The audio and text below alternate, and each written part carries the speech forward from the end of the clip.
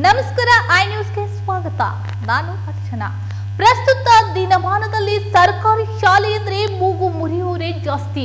ಸರ್ಕಾರಿ ಶಾಲೆಯನ್ನು ಹಲವಾರು ಸೌಲಭ್ಯಗಳನ್ನ ಸರ್ಕಾರ ಒದಗಿಸಿಕೊಟ್ರು ಕೊಠಡಿಗಳ ನಿರ್ಮಾಣಕ್ಕೆ ಸರ್ಕಾರ ಗಮನ ಹರಿಸುತ್ತಿಲ್ಲ ಅಂತ ಕಾಣುತ್ತೆ. ಅದಕ್ಕೆ ಉತ್ತಮ ಉದಾಹರಣೆ ಅಂದ್ರೆ ಸರ್ಕಾರಿ ಗಂಡು ಮಕ್ಕಳ ಪ್ರಾಥಮಿಕ ಶಾಲಾ ಕೊಠಡಿ ಕುಸಿದು ಬಿದ್ರೂ ಸ್ಥಳೀಯ ಶಾಸಕರು ಗಮನಕ್ಕೆ ಬಂದಿಲ್ಲ. ಹಾಗಿದ್ರೆ ಆ ಶಾಲೆ ಯಾವುದು, ಎಲ್ಲಿ ಅಂತ ನೀವೇ ನೋಡಿ.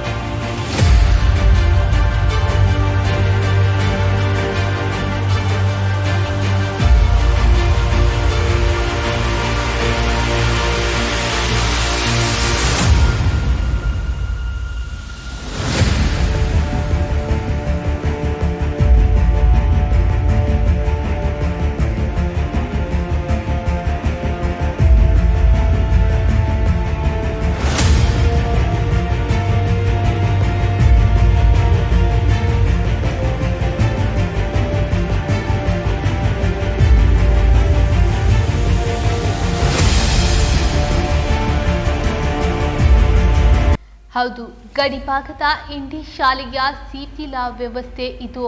ಸರ್ಕಾರಿ ಶಾಲೆ ಅಂದ್ರೆ ಜನಪ್ರತಿನಿಧಿಗಳು ಅದ್ಯಾಕೆ ನಿರ್ಲಕ್ಷ್ಯ ತೋರುತ್ತಾರೋ ಗೊತ್ತಿಲ್ಲ.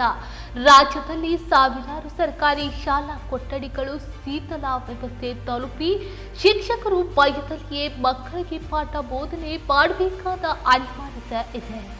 ಸರ್ಕಾರಿ ಶಾಲೆಗೆ ಮಕ್ಕಳು ಸೇರಿ ದಾಖಲಾತಿ ಆಂದೋಲನ ಎಂದೆಲ್ಲ ದುಡಿತಿರುವ ಶಿಕ್ಷಣ ಇಲಾಖೆಯು ತನ್ನ ಸರ್ಕಾರಿ ಶಾಲಾ ಕೊಠಡಿಗಳ ನಿರ್ಮಾಣ ಕಾರ್ಯವನ್ನೇ ಮರೆತಿದ್ದು ಶಾಲಾ ಕೊಠಡಿಗಳು ಶಿಥಿಲ ವ್ಯವಸ್ಥೆ ತಲುಪಿ ಈವರೆಗೂ ನಿರ್ಮಾಣ ಭಾಗ್ಯವನ್ನೇ ಕಾಣದಂತಾಗಿದೆ. ಈ ಸಂದರ್ಭದಲ್ಲಿ ಕ್ಷೇತ್ರ ಶಿಕ್ಷಣ ಅಧಿಕಾರಿ PS ಆಲ್ಕೂರ್ ಮಾತನಾಡಿ, ಖುದ್ದಾಗಿ ಶಾಲೆಗಳನ್ನು ಭೇಟಿ ನೀಡಿ ಪರಿಶೀಲನೆ ಮಾಡುತ್ತೇನೆ ಎಂದು ಹೇಳಿದ್ದಾರೆ. ನೋಡ್ತೇನೆ, ನಾನು ಶಿಕ್ಷಣ ಸಂಸ್ಥೆಗಳು ಕಳಿಸ್ತೇನೆ, ಸ್ವತಃ ನಾನು ಭೇಟಿ ಕೊಡ್ತೇನೆ. ಅಂಥ ಪ್ರಸಂಗ ಇರ್ತಕ್ಕಂತಹ ಸ್ಥಳಗಳಲ್ಲಿ ಶಾಲೆ ಕಲಿಸಲೇಬಾರ್ದಂಥ ಕಟ್ಟುನಿಟ್ಟಿನ ಸೂಚನೆ ನಾವು ಆಗಲೇ ಕೊಟ್ಟಿದ್ದೀವಿ. ಸುರಕ್ಷಿತವಾಗಿರ್ತಕ್ಕಂಥ ಸ್ಥಳದಲ್ಲೇ ಮಕ್ಕಳನ್ನು ಶಾಲೆ ಕಲಿಸಬೇಕು. ಅದಕ್ಕೆ ಇಲ್ಲದೆ ಹೋದರೆ ಮುಖ್ಯೋಪಾಧ್ಯಾಯರನ್ನೇ ಜವಾಬ್ದಾರಿ ಮಾಡ್ತೇನೆ ಅಂತ ಹೇಳೀನಿ. ತಾವು ಹೇಳಿದ್ರ ಮೇಲೆ ಖುದ್ದಾಗಿ ನಾನೇ ವೈಯಕ್ತಿಕವಾಗಿ ಅದ್ರ ಗಮನ ಹರಿಸ್ತೇನೆ. ಮತ್ತೆ ಸರಿ, ವಿದ್ಯಾರ್ಥಿಗಳು ಮಳೆ ಅಂತ ಮಳೆ ಬಂದಾಗ ಪಾಠ ಬಿಟ್ಟು ಕೇಳೋ ಬಿಟ್ಟು ಯಾವುದು ಓಡುವಂಥ ಸಂದರ್ಭ ಅಂಥ ಪ್ರಸಂಗವೇ ನಾವು ಮಾಡೋದಿಲ್ಲ. ದಯಮಾಡಿ ಮತ್ತೊಂದು ಸರಿ ಹೇಳ್ತೇನೆ ನಿಮಗೆ, ಆ ಬರತಕ್ಕಂಥ ಆ ಯೋಗ್ಯವಲ್ಲದ ಸ್ಥಳದಲ್ಲಿ ನಾವು ಕೂಡಿಸೋದೇ ಇಲ್ಲ ಅಂದಮೇಲೆ ಮಳೆ ಬರೋ ಪ್ರಶ್ನೆಗೂ ಅದು ತಾಳೇನೇ ಆಗೋದಿಲ್ಲ. ಇವಾಗ ಅಡುಗೆ ಮಾಡುವಂಥ ಸ್ಥಳನೇ ಪೂರಾ ವಿಕರಿಸ್ಕೊಳ್ಬಿಟ್ಟ ಸರ್. ಅದಕ್ಕೆ ಅದೇನು ಸ್ವಲ್ಪ ರೆಡಿ ಮಾಡ್ಕೊಂಡು ಯಾವುದಕ್ಕೂ ನೀವು ನನಗೆ ಒಳ್ಳೆಯದಾಗಿರತಕ್ಕಂಥ ಗಮನ ಸೆಳೆದಿದ್ದರೆ ನಾನು ತಕ್ಷಣವೇ ಇಡೀ ತಾಲೂಕಿನಲ್ಲಿ ಇರ್ತಕ್ಕಂಥ ಶಾಲೆಗಳ ಪರಿಸ್ಥಿತಿ ಕುರಿತು ಎಲ್ಲ CRPಗಳನ್ನು, ಶಿಕ್ಷಣ ಸಂಯೋಜಕರನ್ನು, BRC ಕೋಆರ್ಡಿನೇಟರ್ ಸಭೆ ಕರೆದು ಖುದ್ದಾಗಿ ನಾನೇ ಕೂಡ ಕೆಲವು ಶಾಲೆಗಳಿಗೆ ಭೇಟಿ ಕೊಟ್ಟು ಸಾಧ್ಯವಾದ ಮಟ್ಟಿಗೆ ನನ್ನ ತಾಲೂಕಿನಲ್ಲಿ ಯಾವುದೇ ಮಕ್ಕಳಿಗೆ ಯಾವುದೇ ಅಭದ್ರತೆ ಆಗಲಾರದಂಥ ಜವಾಬ್ದಾರಿಯನ್ನು ಒಬ್ಬ ಕ್ಷೇತ್ರ ಶಿಕ್ಷಣಾಧಿಕಾರಿಯಾಗಿ ನಾನು ಹೊರತೇನೆ. ಈ ಸರ್ಕಾರಿ ಗಂಡು ಮಕ್ಕಳ ಪ್ರಾಥಮಿಕ ಶಾಲೆಯಲ್ಲಿ 1ರಿಂದ 8ನೇ ತರಗತಿಗಳಲ್ಲಿ 826 ವಿದ್ಯಾರ್ಥಿಗಳಿದ್ದು 16 ಕೊಠಡಿಗಳು ಇವೆ. ಅದರಲ್ಲಿ 3ರಿಂದ 4 ಕೊಠಡಿಗಳ ವ್ಯವಸ್ಥೆಯಂತೂ ನೋಡಲೇಬೇಡಿ. ಶಾಲೆಗಳ ಗೋಡೆಗಳು ಬಿರುಕು ಬಿಟ್ಟಿದ್ದು, ಇನ್ನು ಮೇಲ್ಛಾವಣಿ ಕುಸಿದು ಬಿದ್ದರೂ ಅಧಿಕಾರಿಗಳು ಕಣ್ಣಿದ್ದು ಕುರುಡರಾಗಿದ್ದಾರೆ. ಖಾಸಗಿ ಶಾಲೆಗಳು ನಡೆಯುತ್ತಿರುವ ಪೈಪೋಟಿ ಮಧ್ಯೆ ಸರ್ಕಾರಿ ಕನ್ನಡ ಶಾಲಾ ಅಭಿವೃದ್ಧಿಯಲ್ಲಿ ನೆಲಕಚ್ಚುತ್ತಿವೆ. ಶಾಲೆಗಳ ಅಭಿವೃದ್ಧಿಗೆ ನಿರ್ಲಕ್ಷ್ಯ ತೋರುತ್ತಿರುವುದರಿಂದ ಗ್ರಾಮೀಣ ಶಾಲೆಗಳ ಪ್ರಗತಿ ಮೇಲೆ ಬರೆ ಬೀಳುವುದರ ಜೊತೆಗೆ ವಿದ್ಯಾರ್ಥಿಗಳ ಕಲಿಕೆ ಮೇಲೆ ಪರಿಣಾಮ ಬೀರಿದೆ. ಇದೇ ವೇಳೆ ಮುಖ್ಯ ಶಿಕ್ಷಕಿ JR ಕಟಕ್ತೋಂಡ್ ಮಾತನಾಡಿ, ಈ ಶಾಲೆ ಕಟ್ಟಡದ ಬಗ್ಗೆ ಏನು ಹೇಳಿದ್ದಾರೆ ನೀವೇ ಕೇಳಿ. ಇಲ್ಲ ರೀ, ನಾವು ಯಾಕಂದ್ರೆ ಎಲ್ಲಿ ಶಿಥಿಲಾವಸ್ಥೆ ಕೋಣೆಗಳು ಅದಾವಲ್ಲ, ಅದನ್ನು ಬಿಟ್ಟು ನಾವು ಬೇರೆ ರೂಮ್ನಲ್ಲಿ ನಾವು ಮಕ್ಕಳ ಕೂಡಿಸಿ ಅಲ್ಲಿ ಪಾಠ ಬೋಧನೆ ಮಾಡ್ಲಿಕ್ಕೆ ಕಳಿಸ್ತೀವಿ. ನಾವು 1 ಹಿಡಿದು 8ನೇ ತರಗತಿವರೆಗೆ ಕ್ಲಾಸ್ ಅದ.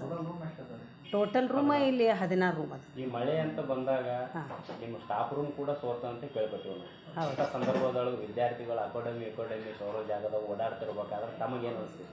ನಮಗೆ ಭಾಳಷ್ಟು ಹೆದರಿಕೆ ಆಗ್ತದೆ ರೀ, ತೊಂದರೆ ಆಗ್ಯದ, ಭಾಳಷ್ಟು ತೊಂದರೆ ಆಗ್ಯದ. ನಮ್ಮ ಮಕ್ಕಳಿಗೆ ಏನಾರೇ ಆದ್ರೆ ನಮಗೆ ತುಂಬ ಭಯ ಪಟ್ಟಿದ್ದೇವೆ ರೀ. ಆದರೂ ನಾವು ಇಲ್ಲಿ ಶಿಥಿಲಾವಸ್ಥೆ ಇದ್ದಂಥ ಜಾಗ ಸಹಿತ ಅಲ್ಲಿ ನಾವು ಬಂದ್ ಮಾಡಿ ಹೊರಗಡೆ ಮಕ್ಕಳಿಗೆ ಕೂಡಿಸಿ ನಾವು ಪಾಠ ಮಾಡ್ಲಿಕ್ಕೆ ಹಚ್ಚೀವಿ. ಇದು ನಾವು ಈಗಾಗಲೇ ನಾವು ಇಲ್ಲಿ ಮುನ್ಸಿಪಾಲ್ಟಿಗೆ ಅಲ್ಲಿನೂ 1-2 ಸಲ ರಿಪೋರ್ಟ್ ಕೊಟ್ಟಿವಿ ರೀ. ಆಮೇಲೆ ನಮ್ಮ ಇಲಾಖೆಯಿಂದ ಏನು ಮಾಹಿತಿ ಕೇಳೋರಿಲ್ಲ ಈ ಕಟ್ಟಡ ಬಗ್ಗೆನೇ ಅದನ್ನು ನಾವು ಮಾಹಿತಿ ಕೊಟ್ಟಿವಿ. ಇದು ಮೇಜರ್ ರಿಪೇರಿ, ಮೈನರ್ ರಿಪೇರಿ, ಎಷ್ಟು ರೂಮ್ಗಳದಾವ ಅದನ್ನು ನಾವು ಕೊಟ್ಟಿದ್ದೀವಿ ರೀ. ನೀವು ಬಂದ ಬೆಳಕ ಮೈನರ್ ರಿಪೇರಿ, ಮೇಜರ್ ರಿಪೇರಿ ಎಷ್ಟು ಸಾರಿ ಮಾಡ್ಯಾರ? 2 ರೂಮ್ ಆಗ್ಯಾವ ನೋಡ್ರಿ. 2 ರೂಮಿಗೆ ನಾ ಬಂದ ಬಳಕ ಅದು 2 ರೂಮ್ಗಳು ಮೇಲ್ಛಾವಣಿ ಆಮೇಲೆ ಗಿಲಾವ ಎಲ್ಲ 2 ರೂಮ್ಗಳನ್ನು ಮಾಡ್ಯಾರ. ಈಗ ನಿಮ್ಮ ಮೇಲಾಧಿಕಾರಿಗಳ ಗಮನಕ್ಕೂ ಆಯ್ತು ರೀ? ಹಾಂ ಬಂದಿದೆ. ಎಷ್ಟು ವರ್ಷಗಳಿಂದ ಆಗಿದೆ ಇದು? ಹೋದ ಸಲನೇ ಆಗ್ಯದ್ರಿ. ಹೋದ ಸಲ ಒಂದು ಆಗ್ಯದ್ರಿ, ಆಮೇಲೆ 1.5 ವರ್ಷದ ಹಿಂದೊಂದು ಆಗ್ಯದ. 1 ವರ್ಷದವರೆಗೆ ಆಗಿಲ್ಲ. 3 ವರ್ಷವಾದರೂ ಸರ್ಕಾರ ಇತ್ತ ಗಮನ ಹರಿಸುತ್ತಿಲ್ಲ. ಮಳೆ ಬಂದ್ರೆ ಕೋಣೆಗಳೆಲ್ಲ ಸೋರಿ ನೀರು ಬರುತ್ತಿದೆ. ಈ ಪರಿಸ್ಥಿತಿಯಲ್ಲಿ ಮಕ್ಕಳು ಪಾಠ ಕಲಿಯುವುದಾದ್ರೂ ಹೇಗೆ?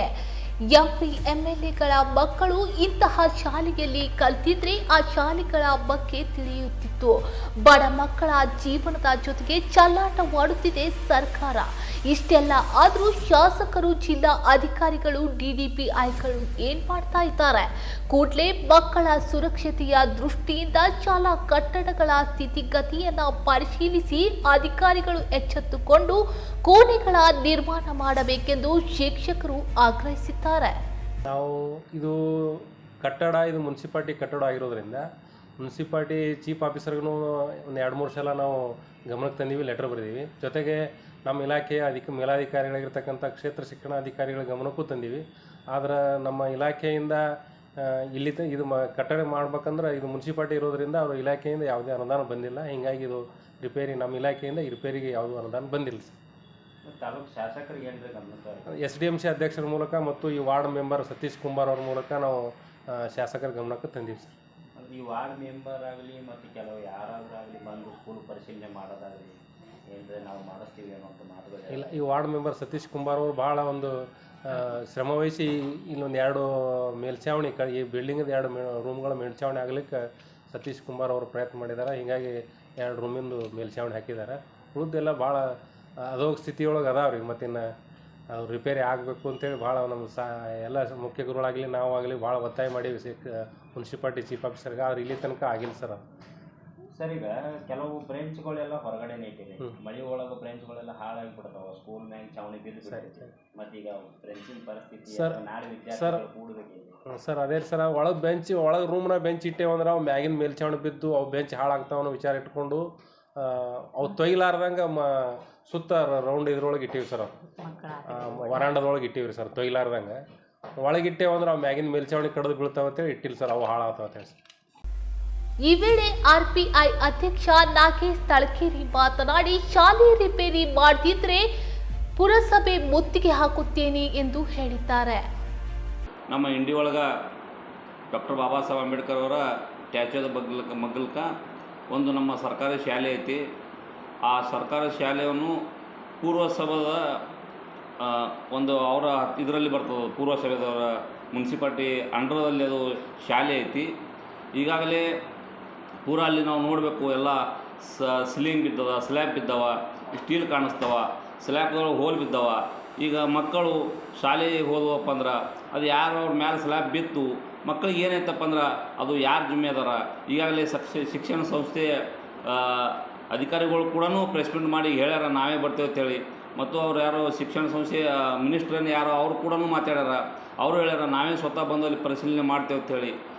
ಮತ್ತು ಒಂದು ವೇಳೆ ಆ ಶಾಲೆ ಒಳಗೆ ಕಲಿಯೊಳಗೆ ಮಕ್ಕಳಿಗೆ ಏನಾರ ಆಯ್ತಪ್ಪ ಅಂದ್ರೆ ಅದು ಜವಾಬ್ದಾರಿ ಯಾರು? ಇವತ್ತು ಕರ್ನಾಟಕ ಒಳಗೆ ಇತಿಹಾಸದಾಗ ನಮ್ಮ ಕನ್ನಡ ಶಾಲೆಯಲ್ಲಿ ಹೆಣ್ಣುಮಕ್ಕಳು ಕಲಿತು ಆ ಉನ್ನತ ಮಟ್ಟಕ್ಕೆ ಹೋಗ್ಯಾರ. ಇವತ್ತು ಎಲ್ಲ ನಮ್ಮ ಮುಖ್ಯಮಂತ್ರಿಗಳಾಗಲಿ, ರಾಜಕಾರಣಿಗಳಾಗಲಿ, ಸಂಘಟನೆಕರಾಗಲಿ ಅವ್ರಿವತ್ತು ಸನ್ಮಾನ ಮಾಡಿಸ್ತಾರೆ. ಅಂಥ ಶಾಲೆ ಒಳಗೆ ನೀವು ಒಂದು ಸ್ಲ್ಯಾಬ್ ಬಿತ್ತು, ಅದು ಶಾಲೆ ನೋಡ್ರಿ ಹೆಂಗಾಗ್ಯದಪ್ಪ ಅಂದ್ರೆ ಇವತ್ತು ಬಂದು ನೋಡ್ಬೇಕಲ್ಲ ಇಂಡಿ ಒಳಗೆ ನೀವು. ಡಾಕ್ಟರ್ ಬಾಬಾ ಸಾಹೇಬ್ ಅಂಬೇಡ್ಕರ್ ಪುತ್ರದ ಬಗಲಿನಲ್ಲಿ ನಮ್ಮ ಕನ್ನಡ ಶಾಲೆ ಅದ. ಅದು ರಿಪೇರಿ ಮಾಡ್ಲಿಕ್ಕಪ್ಪ ಅಂದ್ರೆ ಜಲ್ದಿ ರಿಪಬ್ಲಿಕನ್ ಪಾರ್ಟಿ ವತಿಯಿಂದ, ಸಂಘಟನೆ ವತಿಯಿಂದ ಅದು ಮುತ್ತಿ ಹಾಕಬೇಕಾಗ್ತದೆ. ಅದಕ್ಕೆ ನಾವು ಪೂರ್ವಸಭೆದ ಏನು ಈಗ ಚೀಫ್ ಆಫೀಸರ್ ಅದ್ರ ಅವ್ರಿಗೆ ನನ್ನೊಂದು ಕೈ ಮುಗಿದು ವಿನಂತಿ ಇದೆ, ಸಾಹೇಬ್ರ ಅದಕ್ಕೆ ಜಲ್ದಿ ನೀವು ಏನದು ಸಾಲಿಗೆ ದುರಸ್ತಿ ಮಾಡಿ ಮ್ಯಾಲಿಂದೆಲ್ಲ ಸ್ಲ್ಯಾಪ್ ಹಾಕೋರಿ ಅಂತೇಳಿ ನಾ ಈ ಮೀಡಿಯಾ ಮುಖಾಂತರ ಹೇಳಕ್ಕೆ ಬಯಸ್ತೀನಿ. ಇನ್ನೊಂದು ಏನಪ್ಪ ಅಂದ್ರೆ ಈ ನಮ್ಮ ಇಂಡಿ ತಾಲೂಕದಾಗ ಅಷ್ಟೇ ಅಲ್ಲ, ಇಂಡಿ ತಾಲೂಕೊಳಗೆ ಪ್ರತಿಯೊಂದು ಹಳ್ಳಿ ಒಳಗೂ ಸಾಲಿಗೊಳಗೂ ಇದೇ ಪರಿಸ್ಥಿತಿ ಬಂದದ, ಇದೇ ಪರಿಸ್ಥಿತಿ ಅದ. ಕೆಲವೊಂದು ಸಾಲಿಗೊಳದಲ್ಲಿ ನೋಡ್ಬೇಕೀಗ ಎಲ್ಲಿ ಕ್ಯಾಮ್ರಾಗಳಿಲ್ಲ, ಒಂದೊಂದು ಇದರಲ್ಲಿ ಶೌಚಾಲಯಗಳಿಲ್ಲ ಹೆಣ್ಮಕ್ಳಿಗೆ, ಮತ್ತು ಅಲ್ಲೆಲ್ಲ ಅವ್ರ ಆಟದ ಸಾಮಾನುಗಳು ಇರೋದಿಲ್ಲ. ಶಾಲೆಗಳೊಳಗೆ ಏನು ಬೇಕಾದ ಗಾರ್ಡನ್ಗಳು ಇರೋದಿಲ್ಲ. ಕನ್ನಡ ಶಾಲೆ ಒಳಗೆ ಏನು ಬೇಕು ಅವು ಇರೋಂಗಿಲ್ಲ. ಯಾಕಪ್ಪ ಅಂದ್ರೆ ಅಲ್ಲಿ ದುಡ್ಡು ಬರ್ತೈತಿ, ಅಲ್ಲಿ ದುಡ್ಡು ಎಲ್ಲಿ ಹೋಗ್ತದೆ ಗೊತ್ತಿಲ್ಲ. ಅದಕ್ಕೆ ಈ ಶಿಕ್ಷಣ ಇಲಾಖೆಯಿಂದ ಏನು ಮಿನಿಸ್ಟರ್ ಅದಾರ ಅವ್ರಿಗೆ ನನ್ನೊಂದು ವಿನಂತಿ ಅದ, ನೀವೆಲ್ಲ ಪ್ರತಿಯೊಂದು ಹಳ್ಳಿಗೆ ಹೋಗಿ ನೀವು ಅದು ಏನೇನದು ಕನ್ನಡ ಶಾಲೆ ಒಳಗೆ ನೀವೆಲ್ಲ ಗಮನಿಸಬೇಕು, ಅದು ಸರಿಪಡಿಸ್ಕೊಂಡು ಹೋಗ್ಬೇಕಂತ ಹೇಳಿ ನಾ ಹೇಳಕ್ಕೆ ಬಯಸ್ತೀನಿ. ಪ್ರತಿಯೊಂದು ಹಳ್ಳಿ ಒಳಗೆ ಶಾಲೆ ಮಕ್ಕಳುಗಳು ಭಾಳ ತೊಂದರೆ ಇರ್ತದೆ, ಸೋರ್ತದೆ, ಸ್ಲ್ಯಾಬ್ ಬೀಳ್ತವೆ, ಆಟ ಆಡ್ಲಿಕ್ಕೆ ಇರೋಂಗಿಲ್ಲ ಎಲ್ಲ. ಅದಕ್ಕೆ ಇದೇನು ಇಂಡಿ ಒಳಗಿಂದ ಏನು ಶಾಲೆ ಪರಿಸ್ಥಿತಿ ನಾವು ನ್ಯೂಸ್ ತೋರಿಸ್ತೇವೆ, ಈಗ ಅಲ್ಲೆಲ್ಲ ನಮ್ಮಲ್ಲಿ ಆಯ್ತು, ನಾವೆಲ್ಲ ನೋಡ್ಕೊಂಬಂದಿದ್ದೇವೆ, ಈಗ ಅಲ್ಲಿ ಪರಿಶೀಲನೆ ಮಾಡಿ ಬಂದಿದ್ದೇವೆ ನಾವು. ಅದಕ್ಕೆ ದಯವಿಟ್ಟು ಇದು ಯಾರು ಅಂಡರ್ದೊಳಗೆ ಬರ್ತದೆ, ಮುನ್ಸಿಪಾಲ್ಟಿ ಅಂಡರ್ದಾಗ ಬರ್ತದೆ, ಮುನ್ಸಿಪಾಲ್ಟಿ ಅದಕ್ಕೆ ಎಚ್ಚರಗೊಂಡು ತತ್ಕಾಲವಾಗಿ ಅದಕ್ಕೆ ಕೆಲಸ ಮಾಡಬೇಕಂತೇಳಿ ನಾನು ಎರಡು ಮಾತು ಹೇಳ್ತೀನಿ. ಜೈ ಭೀಮ್, ಜೈ ಭಾರತ್.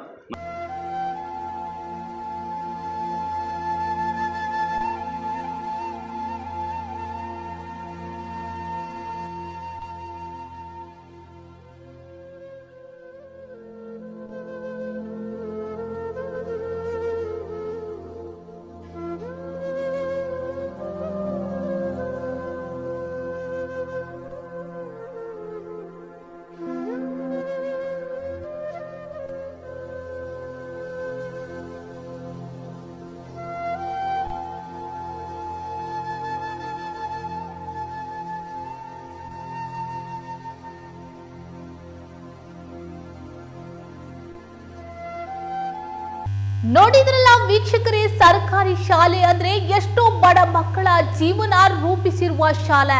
ಇಂತಹ ಶಾಲೆಗಳ ಕಟ್ಟಡಗಳು ಕುಸಿದ್ರು ಸ್ಥಳೀಯ ಶಾಸಕರು, ಡಿಸಿ ಅವರು, ಡಿಡಿಪಿಐ ಏನ್ ಮಾಡ್ತಿದ್ದಾರೆ ಎನ್ನುವ ಪ್ರಶ್ನೆ ಜನರದಾಗಿದೆ.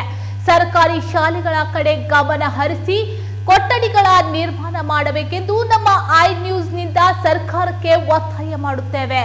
ಹೊಸ ಸ್ಟೋರಿಯೊಂದಿಗೆ ಮತ್ತೆ ಸಿಗ್ತೀನಿ. ಅಲ್ಲಿವರೆಗೂ ಮಿಸ್ ಮಾಡದೆ ನೋಡ್ತಾ ಇರಿ ಐ ನ್ಯೂಸ್. ಇದು ಉತ್ತಮ ಎಡೆಗೆಗಾಗಿ.